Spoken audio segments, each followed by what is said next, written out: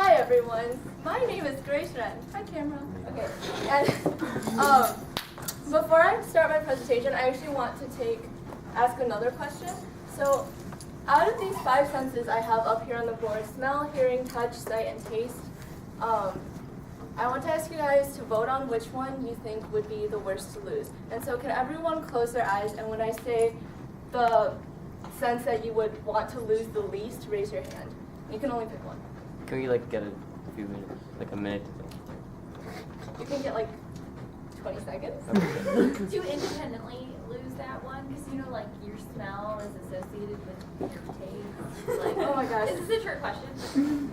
No. You only independently lose You also that have one. a sense of balance and a sense of temperature.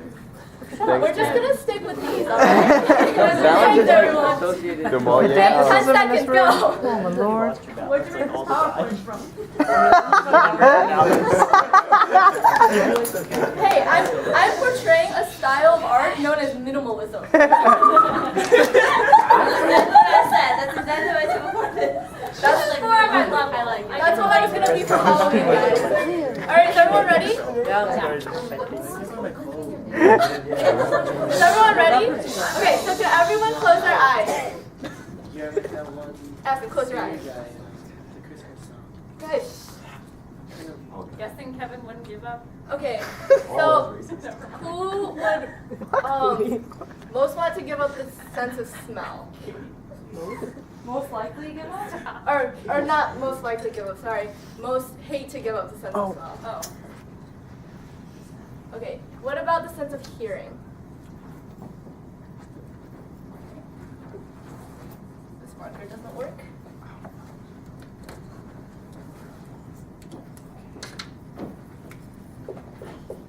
Okay, what about touch?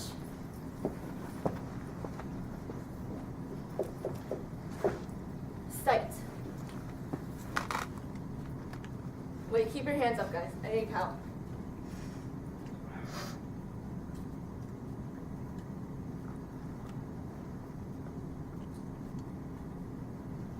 Okay. And taste. Okay. Alright, so you guys can open your eyes and see the results of your poll. None of you guys mind losing the sense of smell? Nah.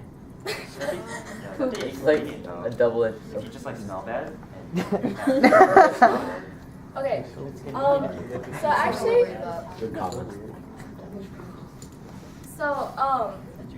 a Canadian newspaper, I forgot which one, did a similar survey, and they actually found really similar results to ours.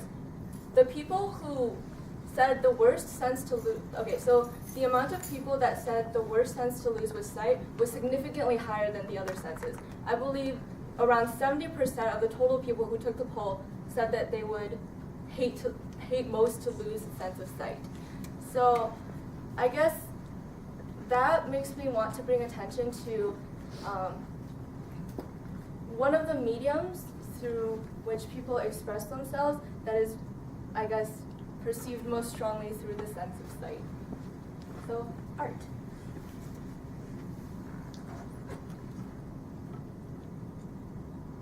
So yeah, this kind of brings me, okay, so when we think of leadership and how leaders should act in general, most people think of communication skills, or like a good leader needs to know how to express themselves, be able to kind of just be a really strong speaker to be able to get people to hear their ideas out and follow them, right?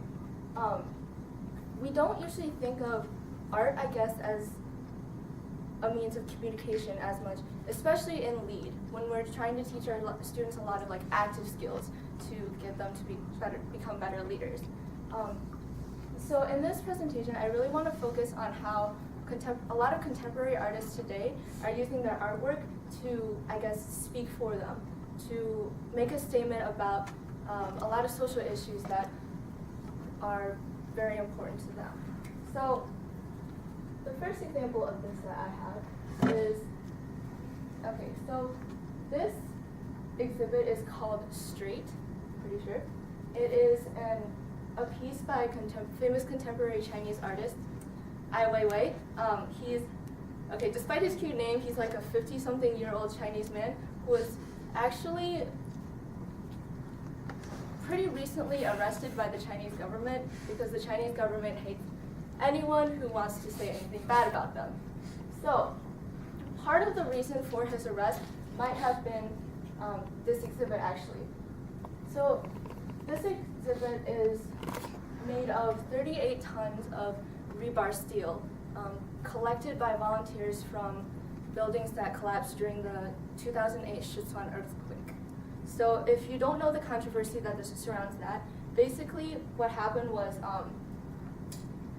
when a lot of the schools in Sichuan were built, the walls were supposed to be reinforced with really, really strong steel tubes. However, when the Sichuan earthquake brought them down, it was found that a lot of the building's walls were instead made with these really cheap, flimsy steel bars that you see now.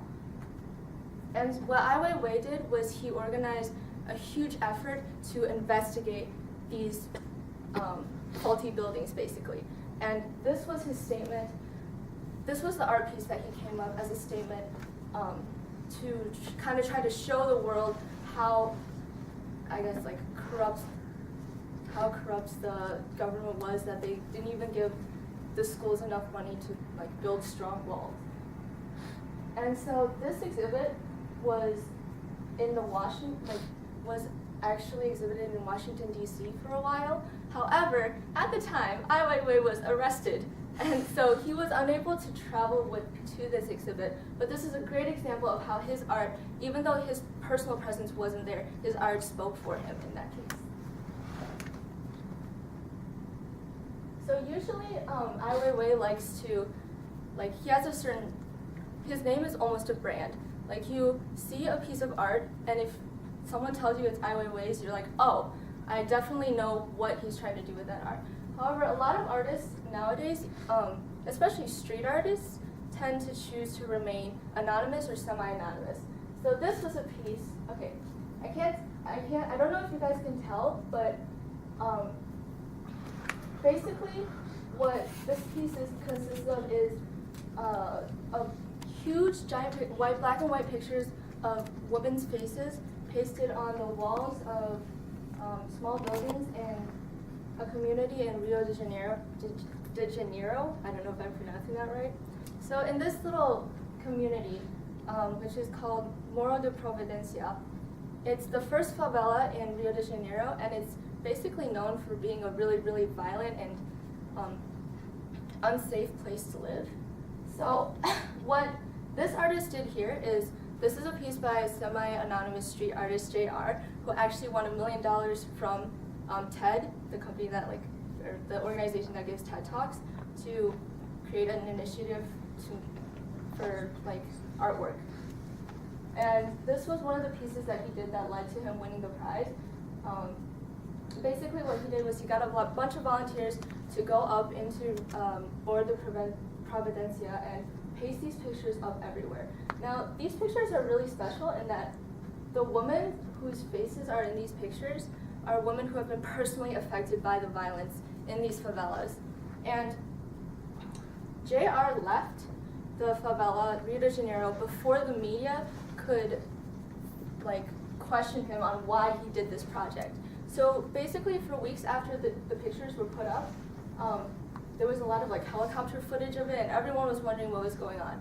So the media had to basically go into Rio de Janeiro and go into the favela themselves and seek out the women whose pictures were pasted on the walls in order to find out why exactly this project was done. And I guess kind of an unexpected, really good thing that came out of this was the women finally got to tell their stories. On his website about this project, there's a really touching story of a woman who, I don't know which race that she is, but she got to reveal to the Brazilian media that her son got caught up in some violent endeavor in this favela, and she actually had to go to the garbage and pick up the pieces of his body. So it really brought a lot of awareness to the unspoken violence happening in these areas. And part of that was because the artist himself chose to remain anonymous, chose to take a step back from his art, so the focus was placed on what he was trying to portray through his art rather than his person himself. So the third example I have, or I guess third and fourth example I have of artists using art to create social change, using art to express their views on different social issues is the social entrepreneurial venture Ocean Soul. So for people in Soshan, this is like my favorite SUV ever because what Ocean Soul basically does is they collect rubber flip-flops that wash up on the canyon coastline, and they turn them into these colorful animal sculptures, which they then sell to venues such as zoos or even like really high-end fashion shows, so they can get their products displayed and also raise awareness about all the pollution that's happening to the Kenyan coastline. And part of their proceeds also go to a foundation to help educate the locals on on coastline sustainability. So this is an example. Ocean Soul is basically an example of an artist combining their artwork with business with trying to create a social change. And this last example right here is an initiative that I actually recently discovered. It's called the Million Hearts for Haiti campaign. And basically what this initiative does is it allows the consumers themselves to create the artwork. So the Million Hearts for Haiti campaign aims to provide a living for Haitian artisans who had their livelihoods destroyed in the earthquake. So many earthquakes. Anyway, so what they do is they have these artisans produce just heart-shaped rocks and then sell them on their website, Urban Zen. And consumers buy the rocks and then paint them or decorate them in a certain way, take a picture, and send it back to the company, or they send the heart itself back to the company, which is then displayed on their New York storefront window. And I guess this is like a way that I saw as, this is an example that I saw as where a leader doesn't really necessarily have to say anything in order to make a change. They don't use words, they don't use, they don't use words, they don't have to get up in front of a huge public crowd of people, they don't use their charisma or their personality to really try and get their message across. They let their art speak for them. And the best part of the Million Hearts for Haiti campaign is that the artists themselves found a way to let the consumers engage in the art project themselves. So not only are they sending their message out to the community through their artwork, they're also letting the community participate in the artwork to help make a change. So I guess I just wanted to really kind of bring awareness to different ways that people have been making a change in the world. I feel like a lot of the times in the LEAD classroom, what we stress is individuals can make a change, right? Like what we still see as a leader sometimes is someone who gets up in front of the stage and has really good communication skills, knows how to work with a team really well, is obviously like working with a lot of other people in their endeavor and understanding perspectives. But for those students who aren't the kind of people to really want to get up in front of the whole class, really aren't the type of people to speak out, they can, I guess, speak out through another medium as well. And one of the mediums I see in that is artwork.